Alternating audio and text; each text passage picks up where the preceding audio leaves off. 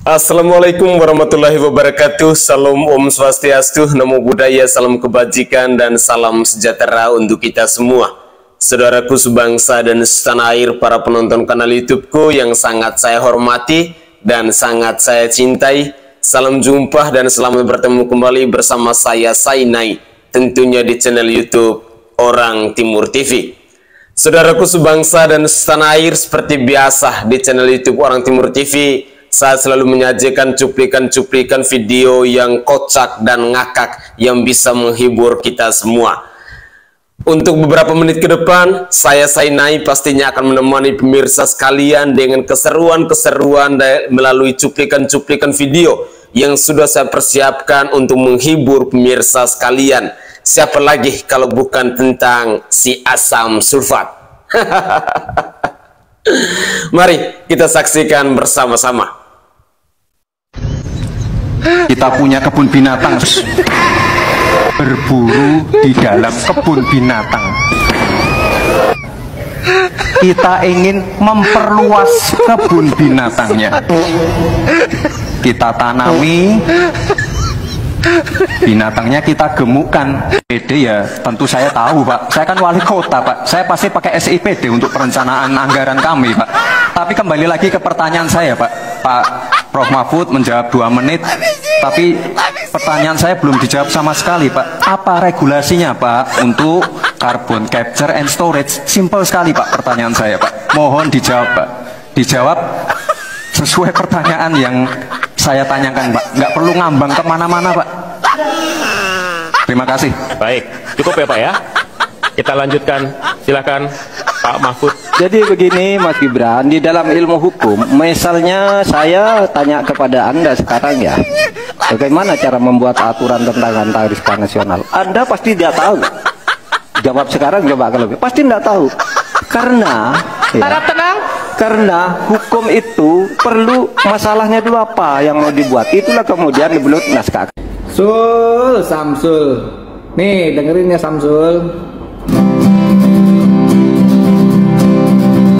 Samsul ikut debat wapres, jawabannya ngawur, omongannya ngibul. Samsul gaya sok pinter, padahal nggak bener. Asal kritis, to SJIE AUEO.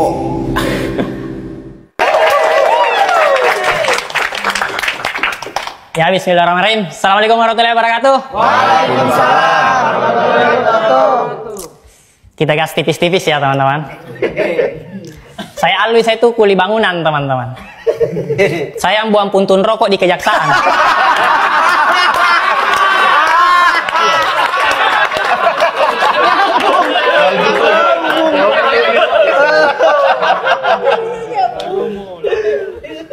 Saya itu jadi kuli karena di keluarga saya kuli bangunannya sudah jadi dinasti. Iya, bapak saya mandor, om saya pengawas proyek. Karena keluarga saya banyak kuli, saya tuh sering diajarin begitu. Alwi, pokoknya bapak tidak mau kau jadi kuli. Pokoknya kau harus potong generasi kuli di keluarga kita. Bapak saya bilang begitu, saya di samping masang ubin.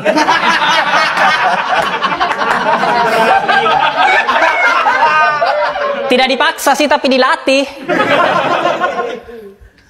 Tenang nak, nanti bapak bukain jalan. Kebetulan pengawas paman kamu kok. Mungkin situasi seperti itu teman-teman pernah terjadi di keluarga politisi. Mungkin ya, mungkin. Mungkin ada bapak-bapak bilang sama anaknya, nak, pokoknya bapak tidak mau kau jadi politisi. Kau fokus jual pisang saja.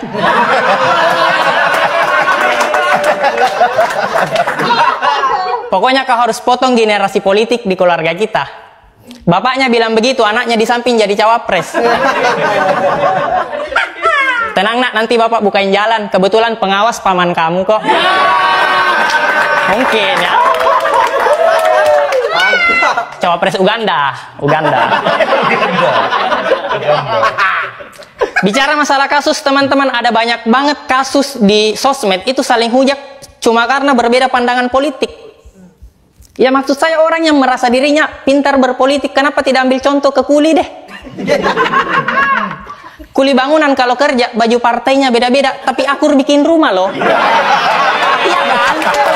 Iya kan? Iya.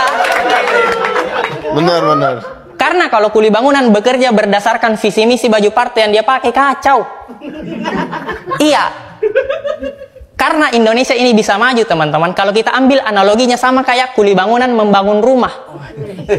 Rumah ini bisa maju karena kuli-kulinya itu saling bahu-membahu membuat rumah dengan satu arahan dari mandor, pemimpin proyek. Cuma yang jadi masalah, rumah yang sekarang yang lagi dibangun, kuli-kulinya saling sikut karena mau jadi mandor. Karena mandor punya uang, punya kuasa.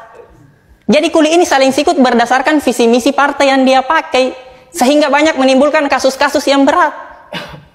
Ada kuli bangunan baru 2 tahun jadi kuli, masih muda banget, pengalaman minim, tiba-tiba mau jadi mandor. Iya. Maksud saya kerja dulu kuli,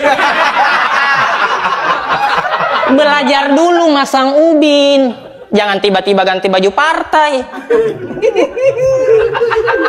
Padahal pengawas proyek sudah bikin peraturan loh.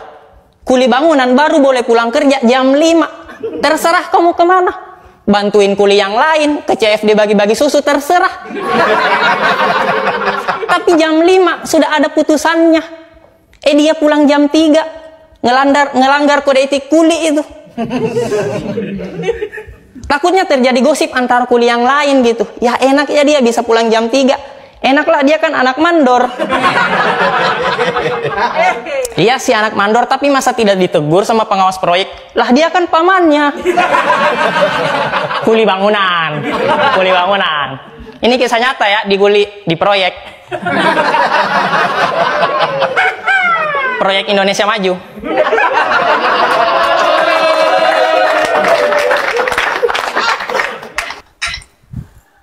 Adalah sebuah sindiran pedas yang barusan kita saksikan bersama-sama. Siapakah yang dimaksudkan dengan kuli bangunan itu? Siapakah yang dimaksudkan dengan pengawas itu?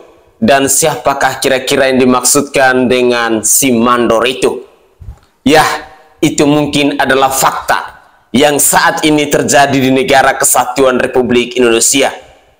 Walaupun dibawa dengan penuh canda tawa, dengan penuh ngakak, tetapi tamparannya sangat keras kepada pemerintah, kepada kekuasaan yang ada di bangsa ini. Kita semestinya belajar dari kuli bangunan itu. Kita semestinya lebih kritis dalam memilih pemimpin. Di tahun demokrasi seperti ini, biasanya banyak sekali provokasi-provokasi yang ingin menggait suara, yang ingin meraih elektabilitas. Dengan demikian, kita sebagai rakyat harus cerdas. Idola boleh, goblok itu jangan.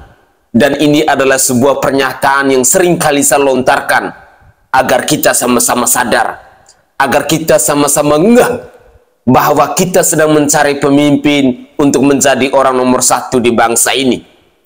Sindiran pedas tadi semoga saja bisa menyadarkan kita, bisa mengetuk dan menggugah hati kita, agar kita bisa mencari pemimpin yang berkualitas untuk memajukan bangsa dan negara ini. Mari kita lanjutkan lagi.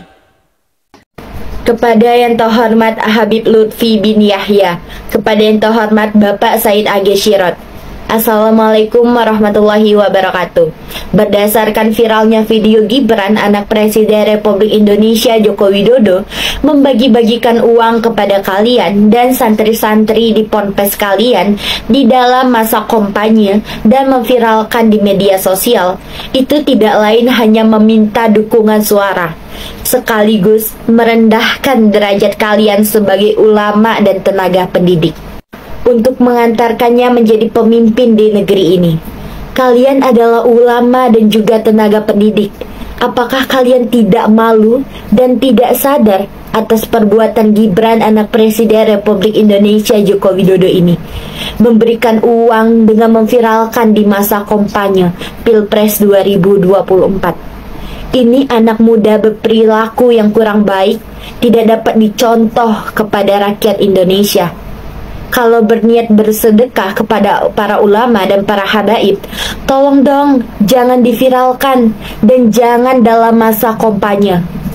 Islam adalah agama sakral, rahmatan lil alamin, yang artinya agama suci, agama kasih sayang semesta alam, yang dibawa oleh ulama-ulama zuhud dari Yaman masuk ke Indonesia, tidak meminta upah sedikit pun, tidak menjadi pengemis kepada masyarakat Indonesia. Atas ajarannya membuat orang bodoh menjadi pintar, orang miskin menjadi sukses, dan orang kotor menjadi bersih, serta membuat orang jahat menjadi orang baik. Saya selaku zuriyatul Rasulullah SAW, seorang muslimah, sangat sedih dan kecewa atas perbuatan itu. Apakah kalian menginginkan santri-santri yang kalian didik nanti akhlaknya menjadi para pejabat banyak muka dan berpenampilan rohani, tetapi tingkah lakunya roh halus? Lihatlah terlebih lagi sekarang ini, politisi yang mengaku muslim tetapi mengolok-ngolok ibadahnya sendiri demi jabatan dan uang, menjabat secara bengis, menzolimi serta berbohong. Apakah kalian yang mengaku sebagai habib dan ulama ini tidak merasa sedih dan kecewa? Ini semua adalah beban moral kalian juga. Demikianlah surat terbuka saya ini, Al-Fakir, memohon maaf lahir batin atas kelancangan pernyataan ini. Terima kasih. Cawapres Gibran menganalogikan menaikkan rasio pajak seperti fattening hewan di kebun binatang, dalam artian membuka dunia usaha baru atau tambahan support pada usaha yang sudah ada untuk menambah pendapatan negara dari pajaknya. Sangat mudah difahami, seperti angin tak punya KTP karena sama-sama analogi. Tapi ngomong-ngomong, penghuni kebun binatang udah pada bayar pajak belum nih? So sorry ya. Pak Mahfud, repot kan berdebat dengan anak kecil, mau adu gagasan hanya punya retorika, mau adu ilmu nggak selevel, mau adu pengalaman baru punya dikit, ujung-ujungnya nanti adu mulut, terus dia baper, terus dia lapor bapaknya, ujung-ujungnya nanti malah orang tua yang bertengkar. Repot Pak Mahfud. Kalau singkatan itu dibaca sesuai kaidah bahasa Indonesia. Contohnya IN. Sorry ya, saya nggak setuju. Karena ada banyak kata-kata dalam bahasa Indonesia yang nggak nyambung. Misalnya seperti TV. Itu kan television. Kenapa? Jadi TV harusnya kan TV. Ya dong. Kenapa lo nggak ada angin, nggak ada petir, lo sebutnya TV bertahun-tahun? Oke, AC, air condition, harusnya AC. Kenapa lo pada ngomongnya tuh AC? Harusnya kan AC. Tapi jadi AC. Separuh Indonesia, C-nya nggak tahu ya Inggris. AC. Harusnya C, jadi C. Ngawur deh. Habis itu CCTV. Harusnya bahasa Indonesia, ya CCTV. Kenapa? Lo ngomongnya CCTV. Semua rumah, semua kantor, dan toko beli dan punya CCTV. Harusnya sebutnya CCTV.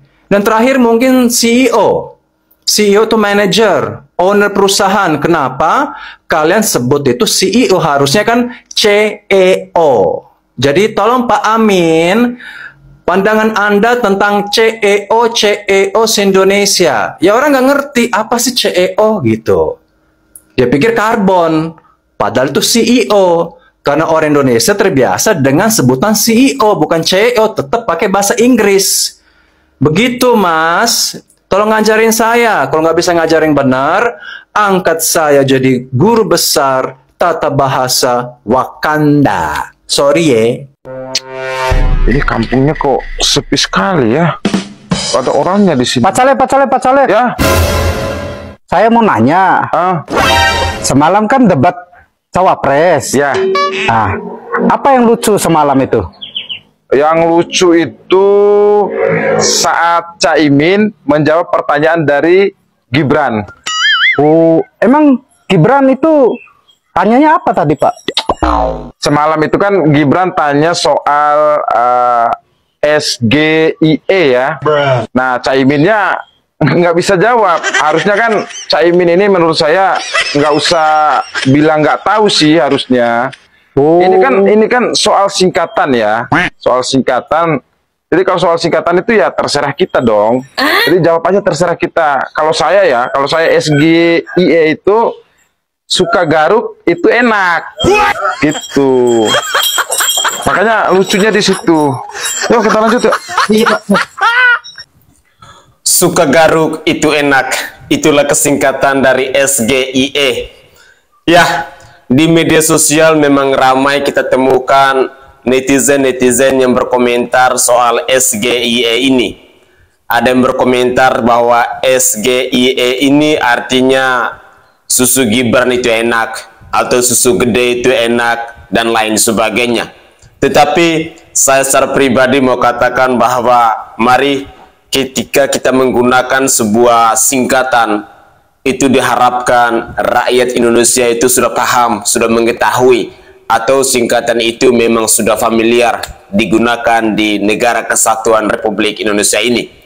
Lalu pada poin yang kedua, sedikit saya memberikan apresiasi kepada gadis remaja tadi yang komentar soal cara kampanye yang dilakukan oleh Gibran Rakabuming Raka saat dia membagi-bagikan amplop kepada Habib Lutfi dan juga kepada Said Akil Siraj. Tentu apa yang disampaikan oleh perempuan ini juga ada benarnya, bahwa secara tidak langsung harkat dan martabat dari dua kiai, dari para santri direndahkan oleh seorang Gibran Rakabuming Raka di tahun politik seperti ini, di saat kampanye seperti ini. Jika memang seorang Gibran Rakabuming Raka ingin bersedekah kepada para kiai, kepada para habib, kepada para santri, lakukanlah itu dengan diam-diam, bukan harus memviralkannya di media sosial. Tentu ini adalah perilaku yang sangat rendah, yang sangat terhina, yang harus dialami oleh seorang Habib Lutfi dan juga anak-anak santri tadi. Sangat memalukan.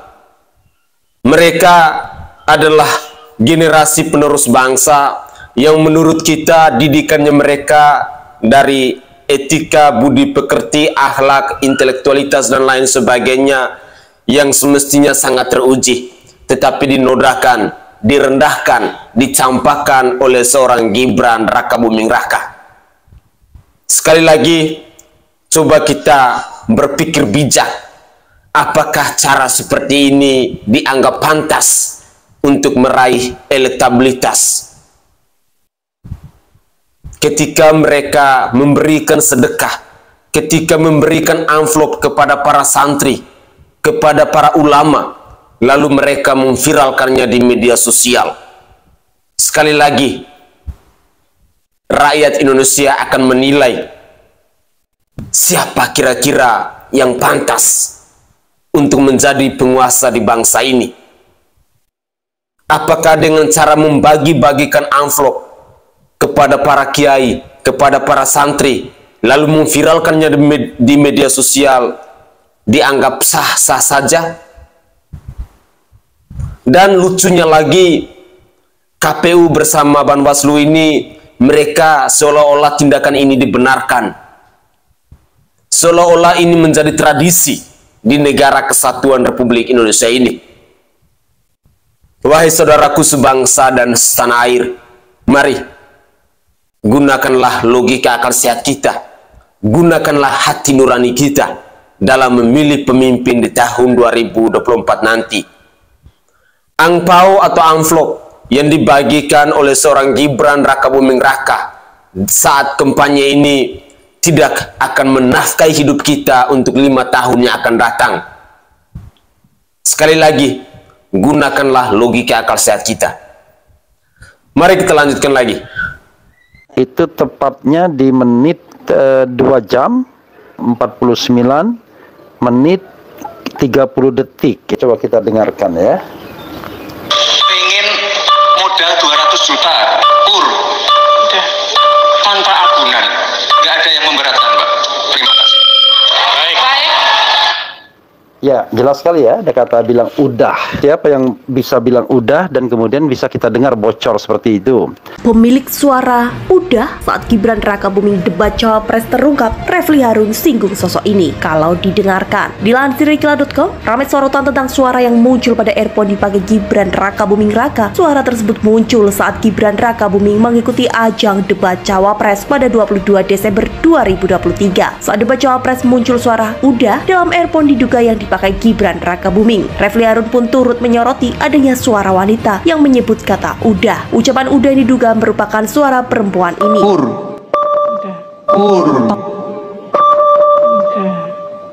Adapun kemunculan suara tersebut saat Gibran menjelaskan kredit usaha rakyat atau KUR, video tersebut pun sempat dicuitkan pula akun X @putrisakra yang berdurasi 30 detik. Suara wanita yang menyebut kata udah itu muncul di detik 5 jelang akhir Gibran menjelaskan. Kalau didengarkan, memang ada terdengar suara seorang wanita bilang sudah. Di detik-detik terakhir, Gibran berbicara. Silakan simak saja baik-baik. Satu misteri, satu tanda tanya tentang suara yang terucap, terdengar kita semua secara jelas, yaitu bilang udah saat Gibran berhadapan dengan Mahfud MD dan Gibran sudah hampir habis waktunya, dan kemudian tiba-tiba ada suara yang mengucapkan udah, suara perempuan.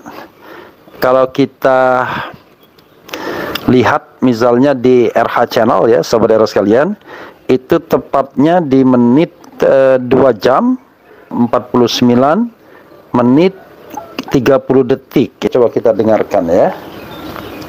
Pengen modal 200 juta pur udah tanpa agunan, nggak ada yang memberatkan, Mbak. Terima kasih. Baik. Ya, jelas sekali ya, ada kata bilang udah. Siapa yang bisa bilang udah dan kemudian bisa kita dengar bocor seperti itu? Pak Dul. Ya Mas. Apa itu hilirisasi digital, Pak? Hilirisasi digital adalah proses menggotong atau memikul alat-alat digital menjauh dari hulu. Kok gitu, Pak? Lah pertanyaannya kayak gitu. Hilirisasi itu biasanya related kepada pengolahan material yang pada intinya lebih baik menjual barang jadi daripada menjual barang baku. Untuk hilirisasi kita butuh kepastian hukum, kita butuh sikat korupsi. Untuk itu kita butuh Pak Mahfud MD, dia jagonya. Sudahlah, kita tidak perlu basa-basi kalau ujung-ujungnya busuk. Kita butuh yang satset kastes. Kita ini tidak ingin berburu di dalam kebun binatang. Kita ingin memperluas kebun binatangnya. Kita tanami, binatangnya kita gemukkan. Pemimpin kita punya gagasan, bukan ngejebak orang di balik singkatan.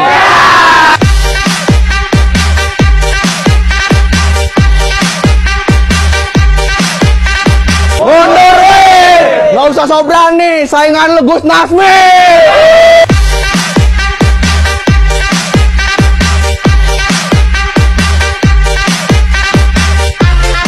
Saya memang anak ingusan, ya nggak usah takut sama saya, nggak usah takut sama manuver saya.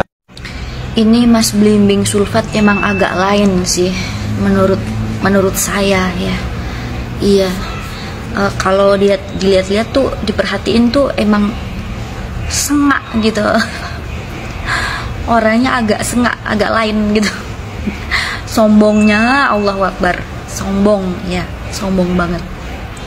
Padahal orang lain itu nggak ada yang takut sama manuver Anda, Mas Blimbing sulfat, ya.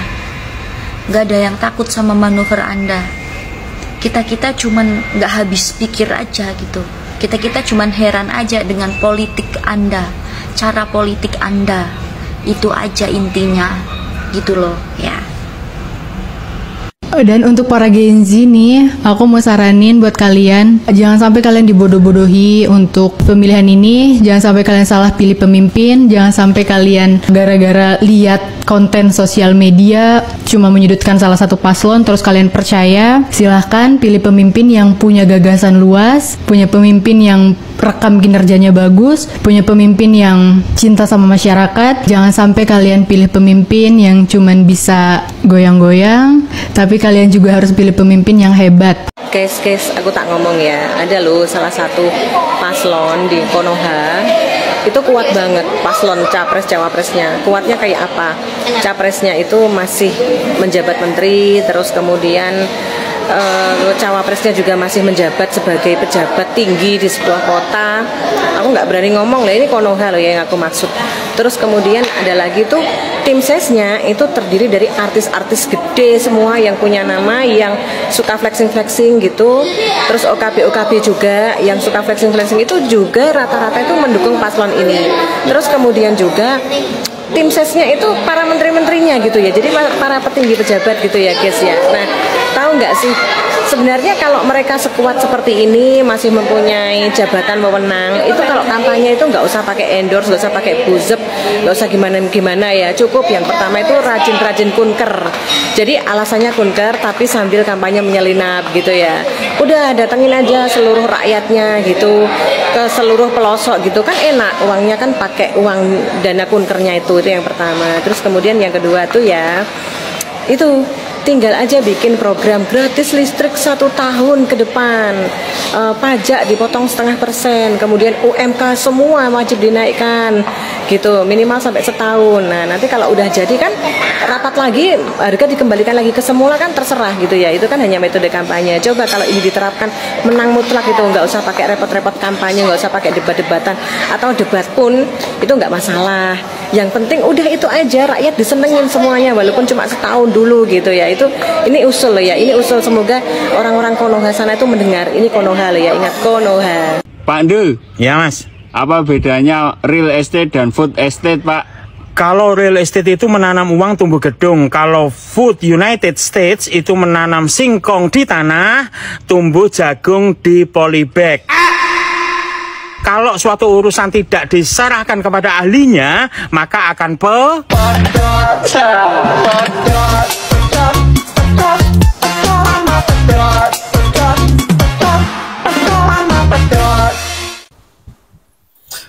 Oke guys, itu adalah cuplikan-cuplikan video yang bisa saya persembahkan ke hadapan pemirsa sekalian.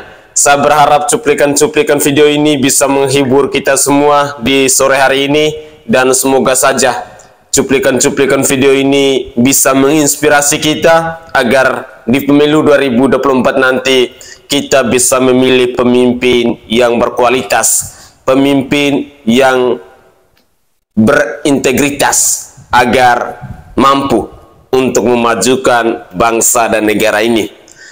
Saudaraku sebangsa dan setanah air, menarik ya ketika ada bocoran rekaman kata sudah yang dibahas oleh seorang Refli Harun tadi.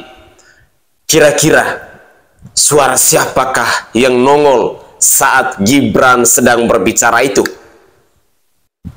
Ini ramai diperbincangkan di media sosial juga. Suara misterius ini adalah suaranya siapa yang mengatakan kata udah? Tentu ada yang tidak beres menurut saya secara pribadi. Dalam debat cawapres kemarin, sekali lagi menurut saya secara pribadi ada yang tidak beres. Saya secara pribadi sebenarnya kaget ketika melihat seorang Gibran Rakabuming Raka yang biasanya cara berbicaranya pelanga-pelongo, dan seterusnya, kok pada debat cawapres kemarin dia bisa berbicara selancar itu tanpa ada kendala sedikit pun. Patut dicurigai, patut dipertanyakan, siapakah sosok misterius ketika Gibran